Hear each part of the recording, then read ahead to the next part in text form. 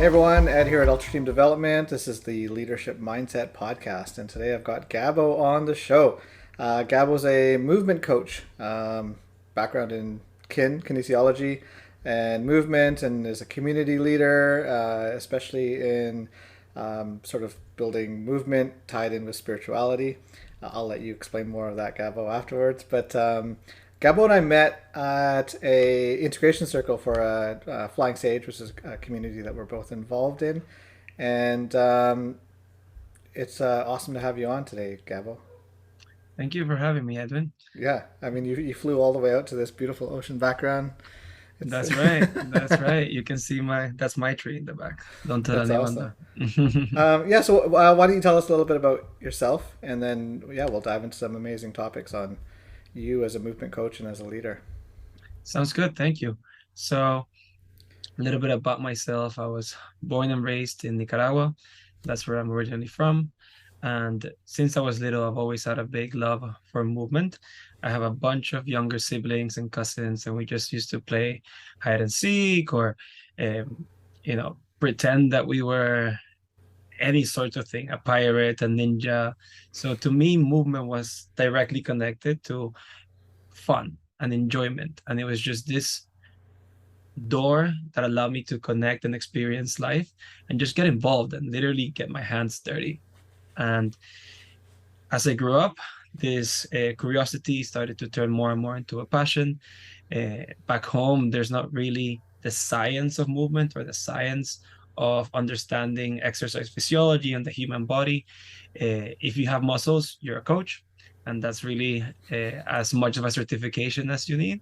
And I knew I wanted to pursue it in a much deeper way. I discovered that Canada had a beautiful program for that, kinesiology, and so I went there to study at UBC here in Vancouver, and I graduated. And on the last couple of years, I discovered the place where I work out of right now, which is called Restore Human.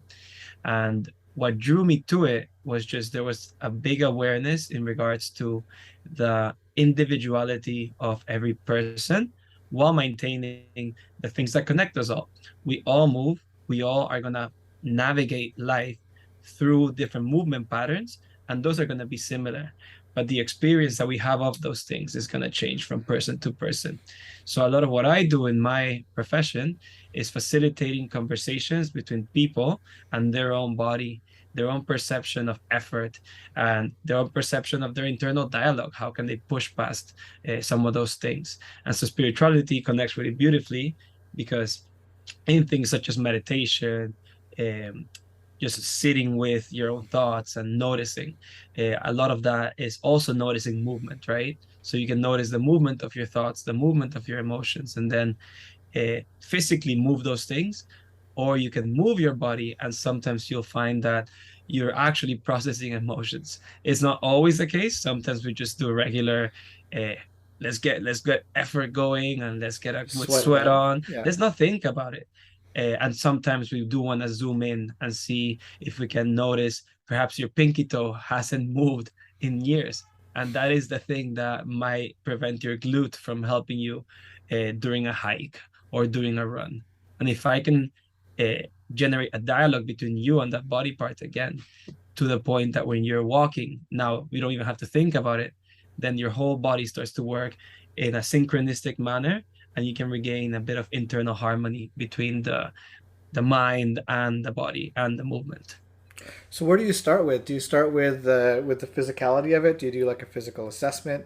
And I'm gonna want to come Mm-hmm. back to this whole bunch of brothers and sisters after, but like are you looking at their overall movement first, or are you kind of you said you started with a dialogue? So is that kind of Mm-hmm. like asking them what their childhood movement was like and what their activity was like? How does that work?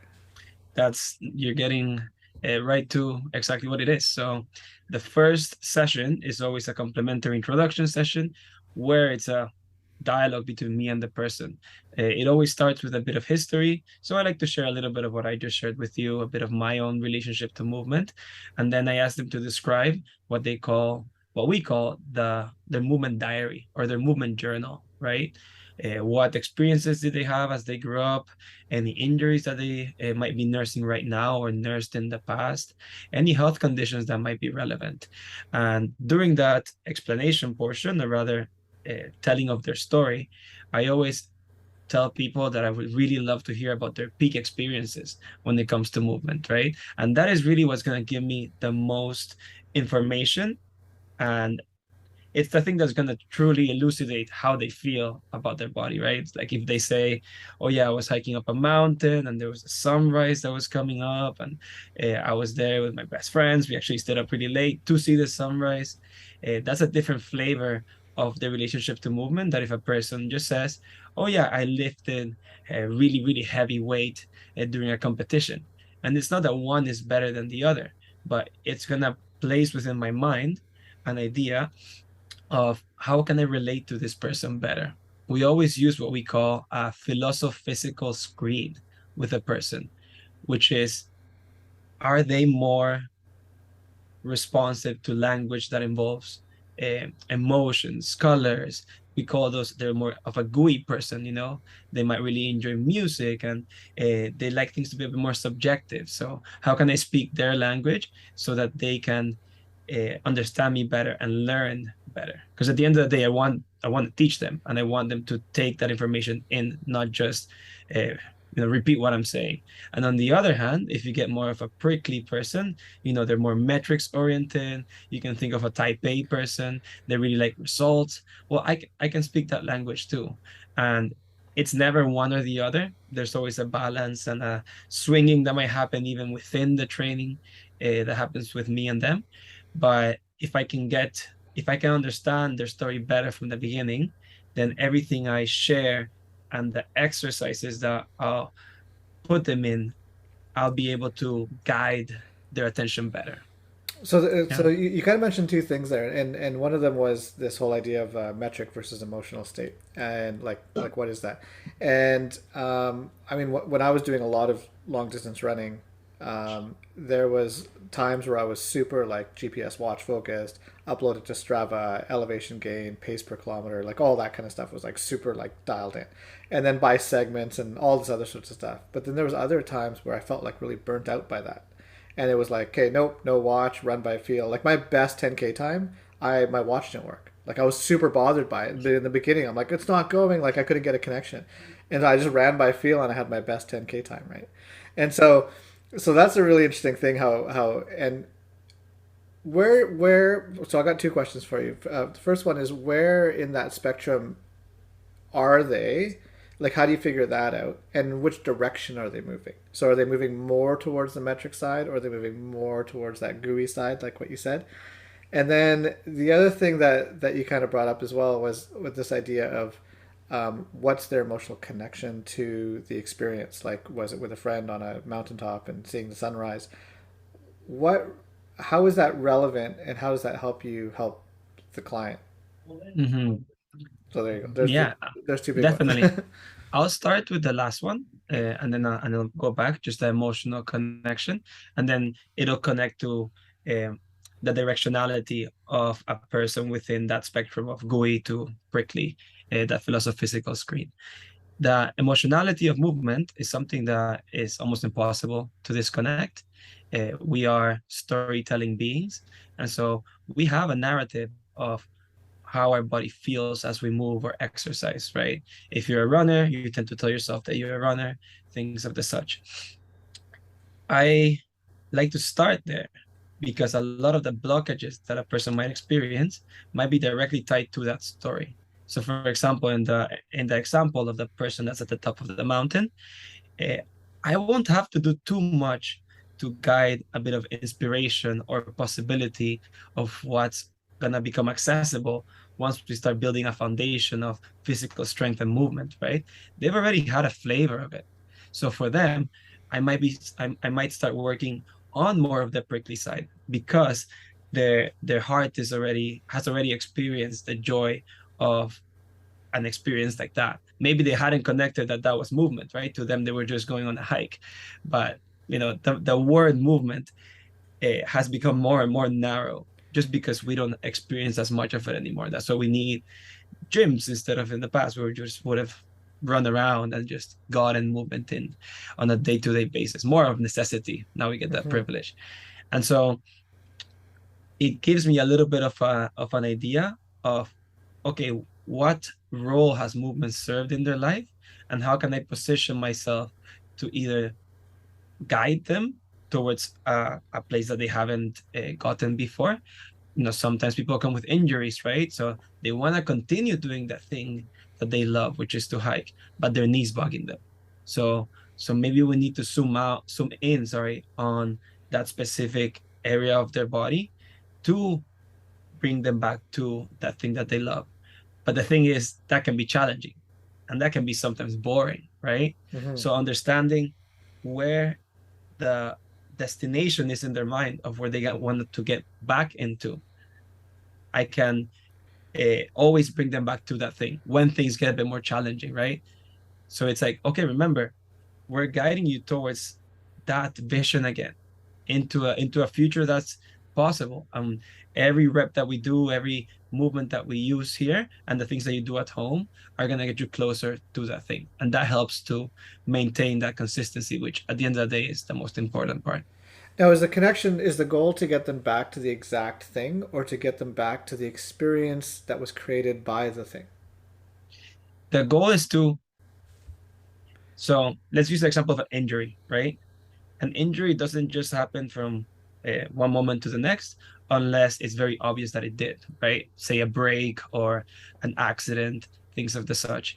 But a lot of the times, smaller injuries, say you twist your ankle and that doesn't resolve itself. There's That's been happening for a while. So there might be an imbalance that's been present in their body for a while. And it was only in that moment where the force that they exposed their body to exceeded their capacity, right? And so my goal is to get them to the point where they were, that allowed them to have that experience, right? And beyond. Because just like with say emotional trauma, right? Sometimes you need to expose yourself to the thing and then you become more resilient to the thing. But the more you do it, the more resilient you become. And so it's, if we manage to expose the person's body to the ranges of motion or the same kind of obstacle that generated that injury in a way that's gradual and then just increases that capacity, then first of all, they're gonna gain that emotional uh, achievement of, I was able to overcome this challenge, and then I can now do the thing that I love so much to do and not have to worry as much anymore because I understand what to do as well. Right. Okay, cool. Yeah, a lot of it is teaching the person while we're doing the thing so that they feel empowered and they understand how their body works better.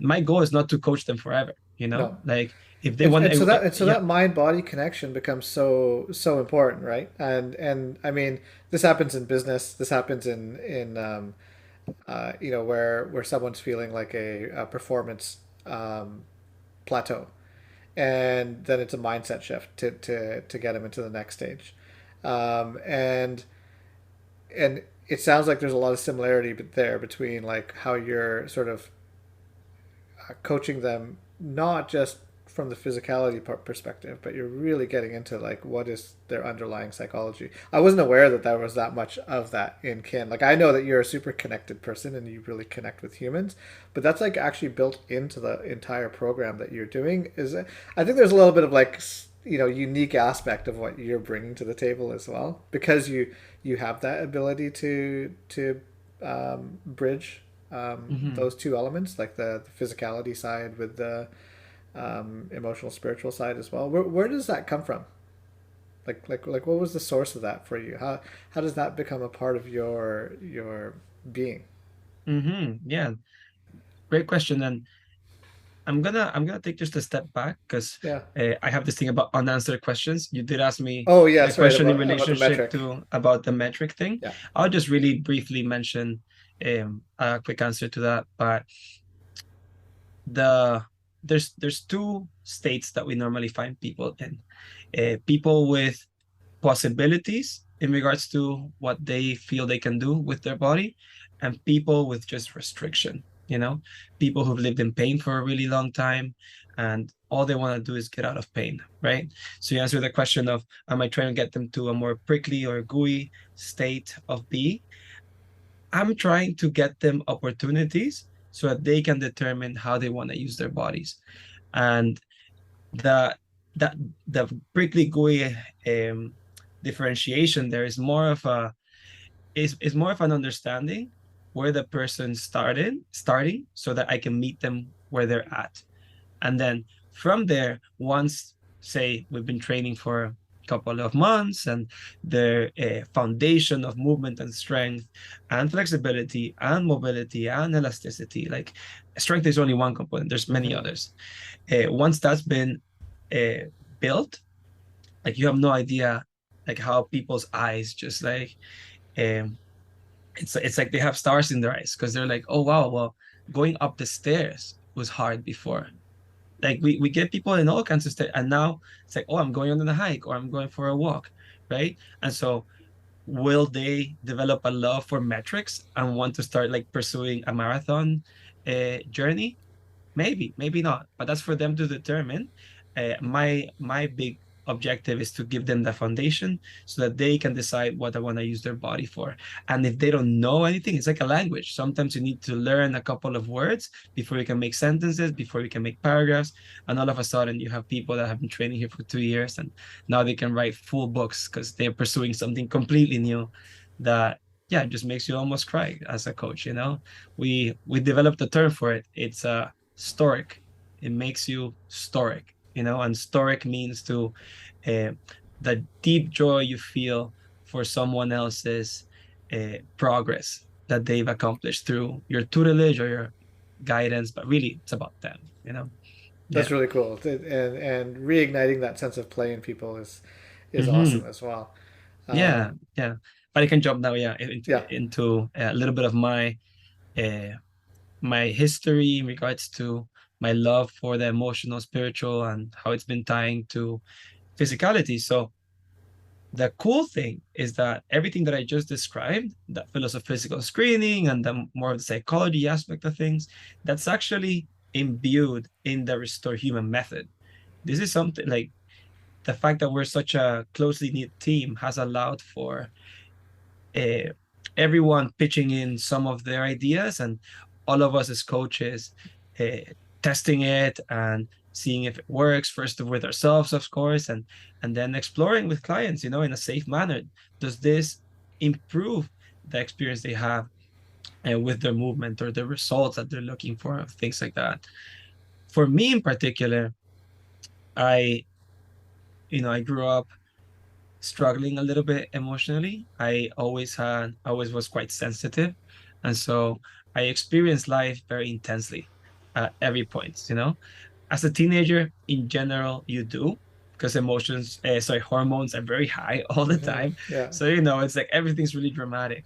I feel like I never got over the dramatic phase, but I got better coping mechanisms.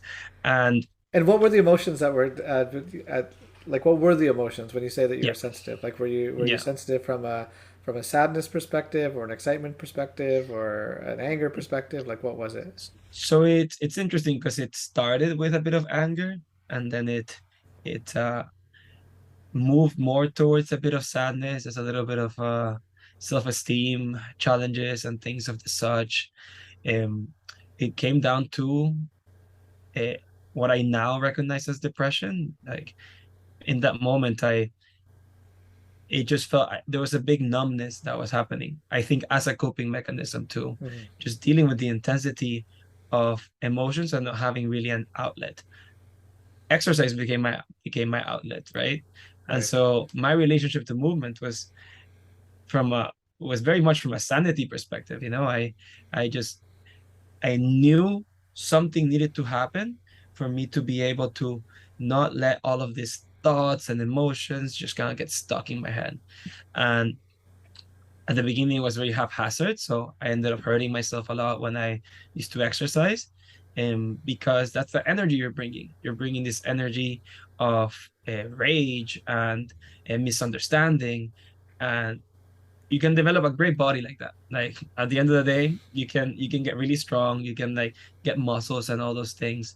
But I over time realized, okay, there's something deeper here than just the the working out to the point of almost I want to hurt myself, Like you know? attack mode.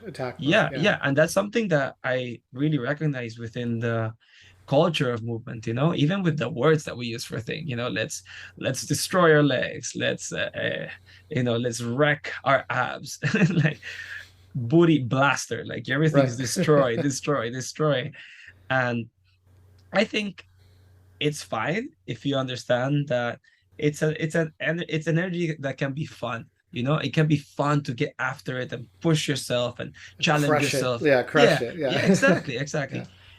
But it can only be healthy if it's balanced with the other side. There's Mhm. the whole yin yang. I never know how to pronounce that, but you need to have the rest component. Otherwise, you're gonna burn yourself out. You're gonna start nursing injuries, and most importantly, you might just start using exercise as another way of numbing yourself, Mhm. and that I think was something I realized I once I stopped just exercising for the sake of developing muscles, Yeah. my day was split into not Monday, Tuesday, Wednesday, Friday. It was chest and triceps, back and biceps, you know, uh, quads and calves. Yeah. Like my whole mentality in regards to the body was slicing Segmented. it into it's Yeah. exactly slicing it into pieces. And if bodybuilding was my objective, great. Like the aesthetic component requires you to think of your body in terms of a piece of art, And so you're kind of crafting away at your art.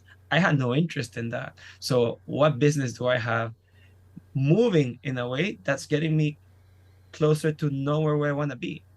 And so that's a question that started to arise. What makes me feel alive and what brings me joy in regards to movement? And I thought back to my childhood, right? I love playing. I love trying sports. I love being competitive with other people as, while maintaining the fun. Yeah. Yeah, I don't like to play that much with people who just get really upset like at the end. Like it's a balance between like taking things seriously enough to Yeah. have a good competition, but also not like developing an enemy at the end Yeah, exactly. Like of, of, competitive, but without being of a a sore game. loser, right? Exactly, Yeah. exactly. And so that realization, which was then combined with other really beautiful practices like breath work, where I discovered Wim Hof as the first one, my exploration with things like psychedelics. So, first time having guided psychedelics, I experienced a different form of movement within my own body. Hmm. And I realized how much emotions can be moved, like I said before, through the body with actual movement, with noticing through the lens of your attention, or how movement can sometimes bring up emotions and can be used as this tool that can help us release some sort of constriction, which is something I recognize now as the root of a lot of my stored emotional trauma and things like that.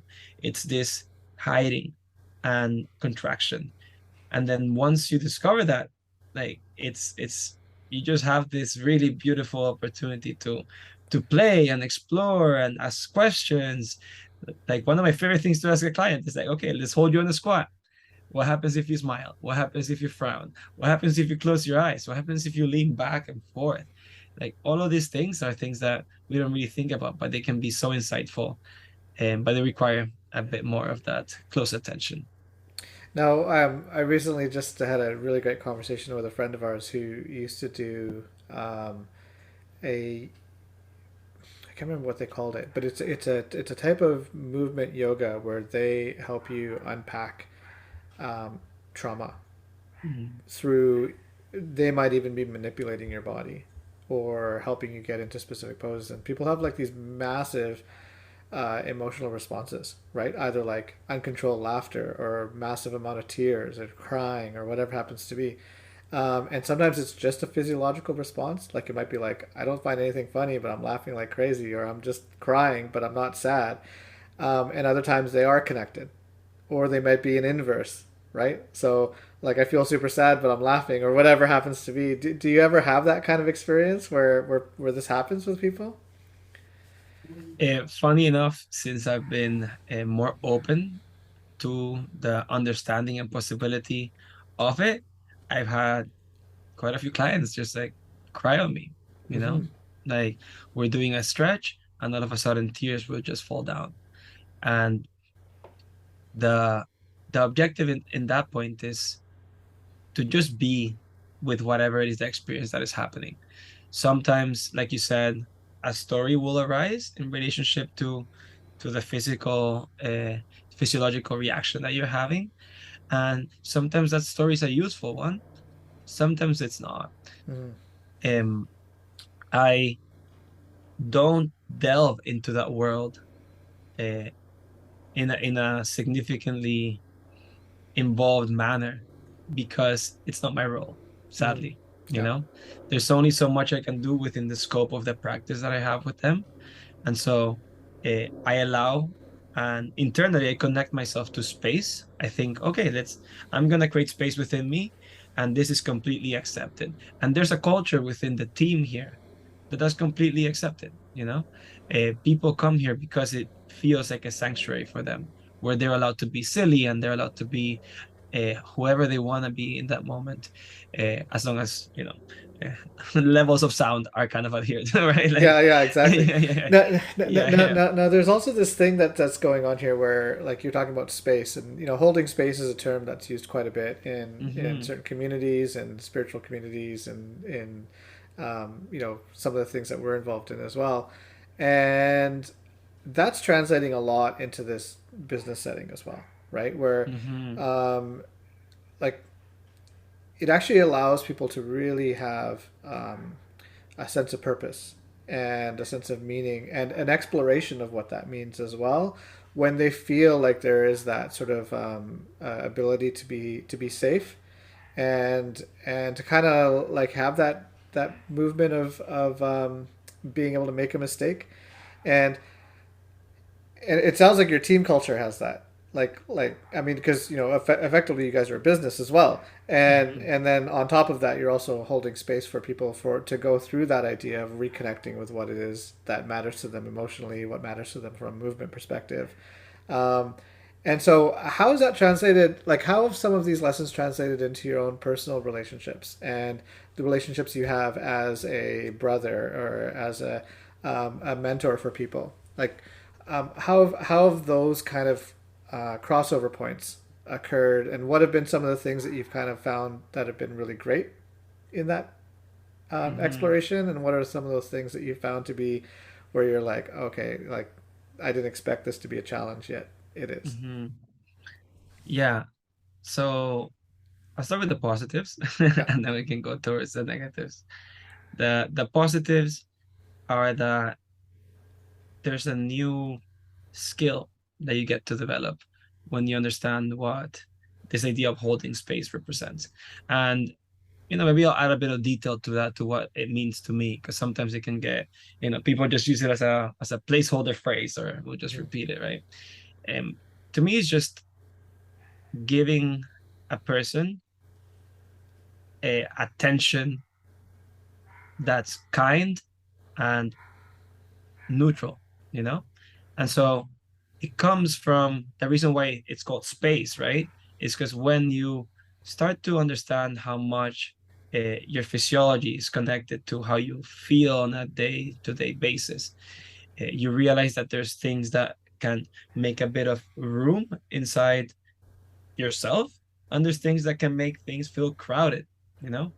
And it's all this big, beautiful process of how your body regulates itself, right? Homeostasis, maybe you've heard that term before, right? And so things like breath work, you can leverage your breath to bring down your levels of inflammation. Boom, you make a bit more space. You sleep well the day before. you're well rested. You got your full 8 hours, and you did all the things that will make your sleep a little bit and more nourishing. Boom, you get a bit more space. So the way I like to think about it is we have all of these practices that we know we should do that make us feel more nourished and expansive. And so when we approach a conversation with my within my own life, when I talk to my dad, for example, coming from that space, I am able to pay more attention to him. And when I say more attention, it's not just to what he's saying, it's also the tone behind what he's saying. It's um, the context of where he might be saying things from. You know, my parents live in Nicaragua. Nicaragua experiences a lot of corruption and political challenges, and so can they have a bit of awareness that that is also on his mind, and not become selfish or want to turn it back into how I directly feel about what he's saying, right? Hmm. So it's allowed for a lot more patience. That would be, yeah, really positive thing as well with my friends. A really, really big one. Oh my God, this one's huge, right? But not jumping into fix it mode. Because Yes. I still do it. I will still fail, but when I do those things, and knowing that I will be able to bring it to the table actually encourages me to do those things. Sleep better, eat well, exercise, laugh, all those things that we know are healthy for us. I I then think of, wow, like this person really needed me in that moment, and now I was able to sometimes ask, like, do you need to just be heard right now? Do you need just someone to be there as you tell the story? Do you actually need advice? Do you need a hug? Do you need me to do you need to shake together? Like, should we Hmm. shake things off, or should we grab some pads and like I can let you punch some pads and let's move anger that way? And a lot of it's being with them in that curiosity and without fear. And Hmm. the fear only appears when the experience that someone's having becomes really, really similar in terms of a nervous system response trigger for yourself. And it's in that point where you're both triggered that you're both just, maybe there's some support of just sharing that together. But when I'm able to take care of myself and bring that space to someone, it's the thing that makes me feel honestly like the happiest, because I love the people that are in my life. I love my friends and family, and they've done that for me so many times, and I, it's something I derive a lot of joy from. So I'll be the positive. Yeah. Now, what about when there's this gap in growth? So this is something that I experienced. This is something that I know that some of my clients have experienced, and people that I talk to, and people like yourself who have you've developed a lot of self awareness, right? I mean, even the things that you've mentioned so far are really showing that. And how do you address that when someone who is in your circle hasn't moved, hasn't grown, and you've kind of moved, in a positive way towards a greater self understanding and a greater, so you're able to hold space for someone who has none, or you're able to sort of have an empathy or an understanding of your own core values to someone who doesn't, at all, but is still like ignorantly imposing. How do you navigate some of that? And do you create healthy boundaries? Do you try to assist them or go into that, like, but not doing it in a fix it mode? Like, what's the balance point there? I mean, these are just real challenges, right? There may not be a perfect solution, but what's been your experience with it? So I'll start. I'll bring it back to clients really quickly because sometimes that does happen with clients that I'm coaching in regards to movement, right? Sometimes a person comes in with the objective of I just want to develop a physical appearance. There's there's this what's the word I'm looking for? There's this way. I learned this phrase from a book, right? And it said every way is an acceptable way of learning. So every way of learning is acceptable, you know? You can learn from that more closed down space, from caving into uh, your more immediate desires in the moment. Like that's a way of learning. And I've definitely learned lots of things myself that way, you know? And there's a way to learn that's a little bit easier, right? Sometimes maintaining that perspective when I'm talking to someone who might not have as much internal space allows me to have that compassion, right? And not only compassion, but to know where I've been exactly that way in the past. Because I don't wanna if I'm really gonna be there for that person, right? And that's what the situation allows for, because that's an important thing, right? Like the person has to want uh, Mm-hmm. to have that support in some sort of way. Sometimes, you can't really force anyone to do anything, and Yes. you'll very quickly understand how that's manifesting depending on the person's energy. Because I know it within myself, well, where all I want to do is complain, where all I want to do is talk about how bad the situation is. I know I'm in a state of I'm just resisting growth, and the best friends and the best people in my life have been those people that have reminded me, yeah, like there's a line between venting and complaining. And so venting is good, let's get it out. But in turn, that you can ask yourself, is this the third or fourth time I've had this conversation Yeah. before? And then And complaining same. becomes a negative reinforcement. Exactly. Now you're Yeah. just reliving this thing over and over and over. Yeah. And the key there is with a friend, for example, where they're falling into this pattern over and over again. Having the fierceness, and that's something I'm still developing. I I I I love grew that up word. being more of a people pleasing in a pattern, but having the fierceness, the fierce love to tell that person, this is a pattern that you're repeating, and I want to hear what you're going to do about it, because then I can support you, right?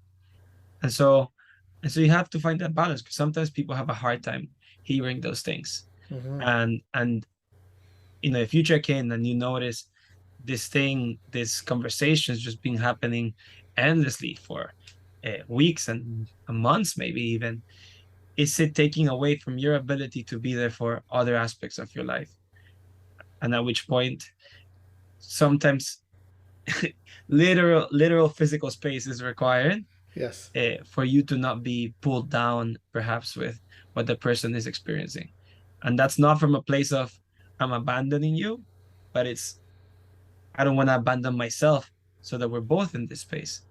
It would be better suited for me to again double down on some of those other things that can create a space for you. That's why, to me, physical health is such a pragmatic um approach to how you can navigate life. There's a concept of biohacking, right? Mm-hmm. I don't love the term, but I love the term like bioharmonizing. Like if you can tend to Bioharmonious. Nice. you Yeah. can tend to your field, you can take care of your inner garden, even if it requires you to be pulled back, then you can come back into that experience and perhaps be able to support. And yes, I can think of examples where that might not be possible, but in general, that's how I would approach it for myself. Now, how about when you have that situation where someone is developing physiological restriction because of a psychological um, stance? So, like for example, there's that whole metric that exists. I can't remember exactly what it's called, Holmes Ran thing, where based off of life stressors, the odds of someone having a physiological negative response, whether it's an illness or a disease or something, you know, getting wrecked in their body in some way, shape, or form, is on a scale, and it's statistically like really accurate, right? Like, so for example, like death of a spouse is like really high on the scale.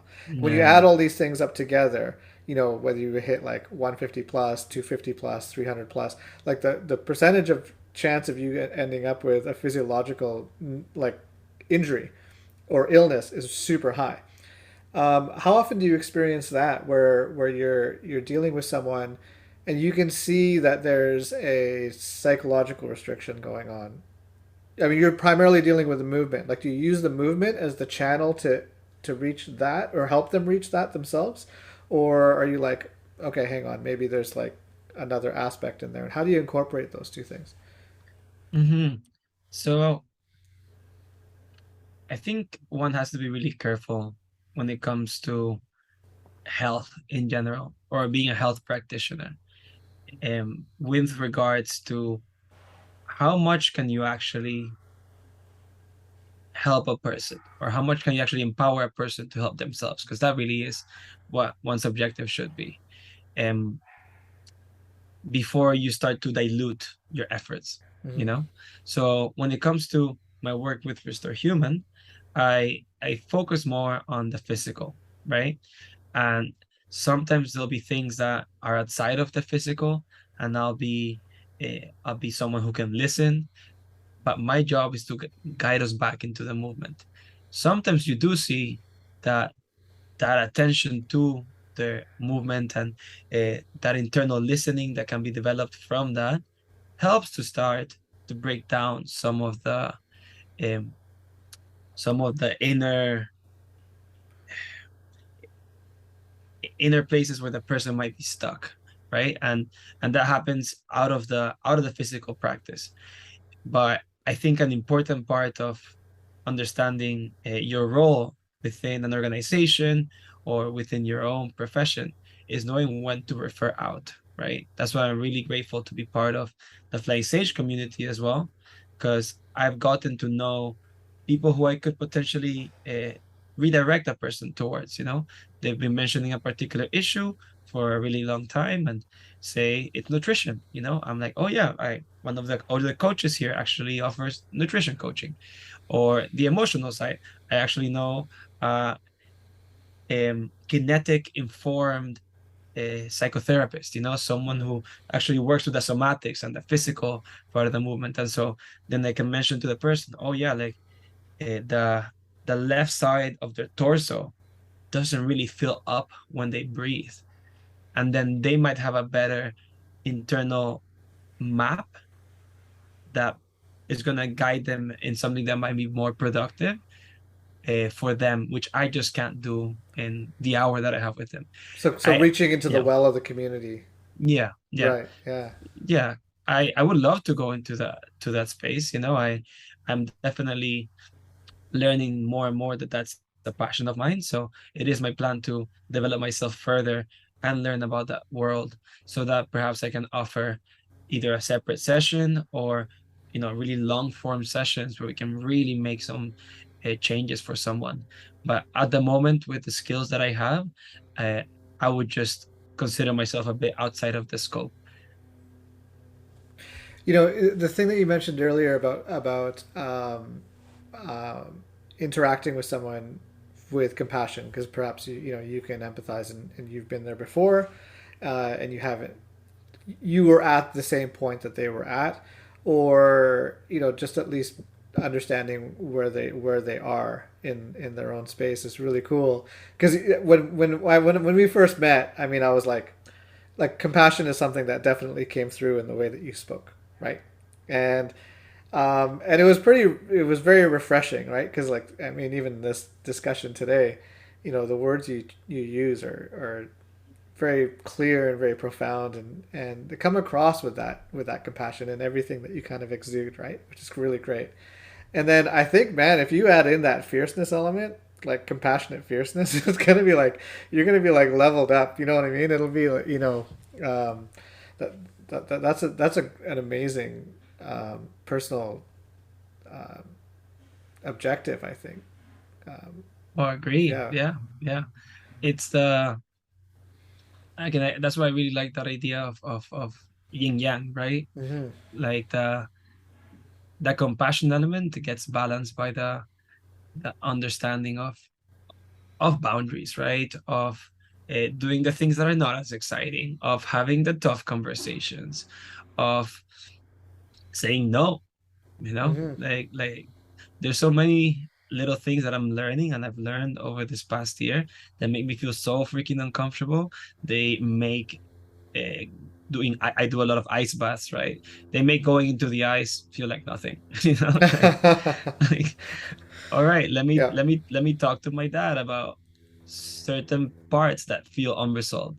Like that feels so much more scary to me than going on a, I don't know, an ultra marathon, you know? Like I can't do an ultra marathon, that Yeah. like for sure, you know, it would really, really be challenging. But the the familiarity of where a comfort zone is something that I think a lot about, because once you expand into what's outside of your comfort zone, that new ring becomes part of your comfort zone, right? So Completely. And in resilience training, that's something that we really focus on as well.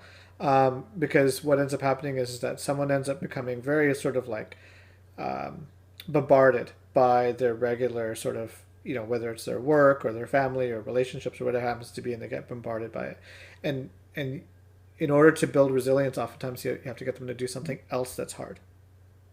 yeah, Like find something else that's really hard and go do that. Like you don't know how to play tennis, go play tennis. Like it doesn't have to be anything crazy, or go learn how to swim. And do 5 or 6 laps in the pool, and that might be really really hard for you. Um, you know, Pick up a new instrument, like whatever it happens to be, and all of those things together end up giving you resilience in the thing that is kind of like overwhelming you as well. Okay, so how many siblings do you have? I so we're a nice mix and match of marriages and remarriages, right? So from the original marriage, there's me and my brother. So there's one sibling there. Then there's the remarried, and I have two siblings on one side, one sibling on the other side, and then I also have two stepbrothers, one stepsister, and so there are a lot, but they're That's quite cool. spread And then out. and then a Yeah, whole plethora of cousins. and then a whole plethora of cousins from my mom's side. There's uh, either seven or eight. Like I, there's just so many. And same thing for my dad's side. Like it's like seven or eight brothers and sisters. So you can imagine how many Yeah. cousins that creates. Yeah. It's really cool having that many cousins. My mom is one of 14 kids. Oh wow. So there was 4 brothers and 10 daughters, including Yeah. my mom, and Yeah. and so like every single one of those people had between 3 and 4 children, right? So like Yeah. that's the number Yeah. of cousins that exist in the world. Oh So yeah, it's a pretty neat feeling, and it gives you a sense of like you belong, even if you're not connected, you feel like you belong somewhere. Like you kind yeah. of are sitting relative to something else that's going on in the world. Definitely. Yeah. I remember our Christmases were an absolute just yeah. It was so fun. You know like Yeah. just so much yelling and so much sound and like warmth and hugs and gifts and things like that.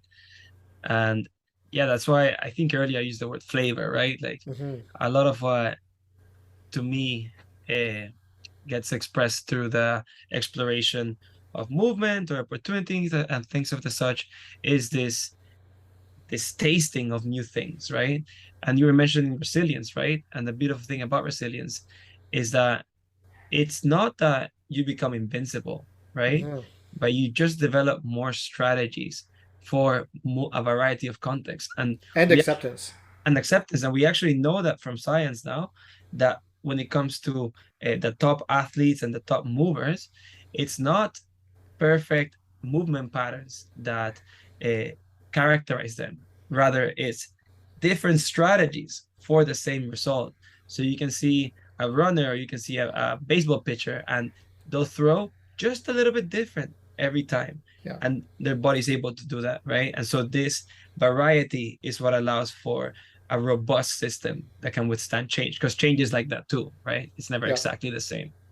And there's an interesting studies that are done in regards to levels of pain and discomfort, and that the thing that's kind of separates amateur to elite in athletics is this ability to accept a higher state of discomfort, Mm, and being able to bring that into our own world, whether we're an elite athlete or not, which I don't think most of us are, but being able to go, okay, what actually is a level of discomfort that I can accept, yeah. right? And and it's really when it's at that line or even over that line that you can go, okay, I can still absorb this, and then that becomes a very strong spirit, right? In martial arts, we call it indomitable spirit, right? Where Mm-hmm. Mm-hmm. it can't be broken down. Um, Yeah. it doesn't mean it's not getting hit. It just means that it Yeah. can't be broken down, which is really really cool. So, Yeah. Gabo, how do people book with you? I'll link your website on here with the Restore Human website. Yeah, that's the easiest way. If you just Google restore human, And I'll put it in the show yeah, notes as well. restore human Gabo, I'll show up there. You can just book your complimentary session with me. We can do that in person or online. I do also do online classes for people, and we just adapt it to whatever equipment you have at home. Um, Otherwise, you can follow me on Instagram as well, Gabo_move, as well as Restore Human on Instagram, if you want to see some of the style of training that we do. And yeah, those are the best ways to find me. That's awesome, man. Any Yeah. closing remarks? Um. Yeah. Just say if you're someone who has feel disconnected from your movement for a while, and you're just not exactly sure where to start, uh, just think back to the last time you had a really nice um, laugh, you know, and just remember that, and then internally move in whatever way that laugh wants to move, so if you start to laugh at the same time, just let things exist. That's what I would say. That's beautiful. Yeah. Thanks, brother. Awesome. Thanks, Amo. My pleasure.